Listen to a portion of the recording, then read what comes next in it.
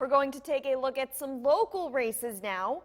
First up, the 22nd Congressional District race. Both candidates spent the day winning over voters. News Channel 2's Brent Carney spoke to them today. He joins us live in the studio. Brent, good evening.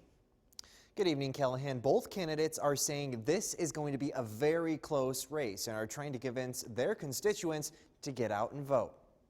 As early voting poll sites close their doors, both congressional candidates in the 22nd District are making their final appearances and phone calls to voters. We're just going all over the place trying to get the vote out, making sure people vote.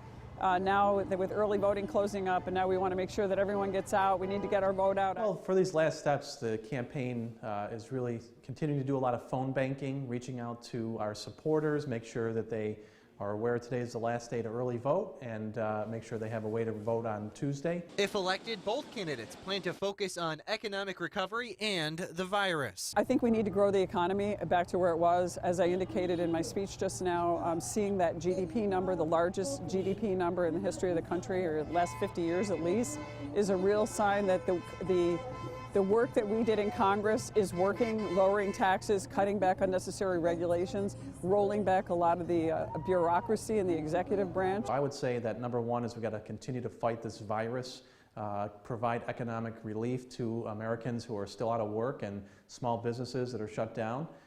And then we need to look forward here and see what we can accomplish together, whether it's infrastructure, whether it's making health care more affordable. And as the negative campaign ads from both sides dominate our TV screens, I thought it was time to ask if there was anything positive these two candidates had to say about one another. I respect that my opponent is someone who is a great parent. She has a son who's serving in the military. We should all be proud of that service.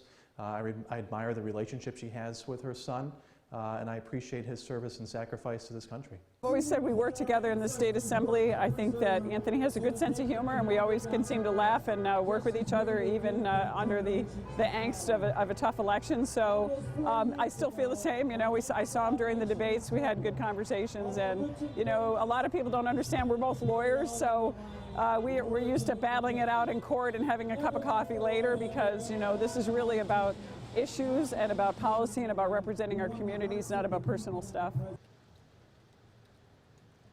And don't forget, Election Day is on Tuesday, and if you're interested in hearing from other candidates in our area, we have full interviews on our website at WKTV.com. In the studio, Brent Carney, News Channel 2. Callahan?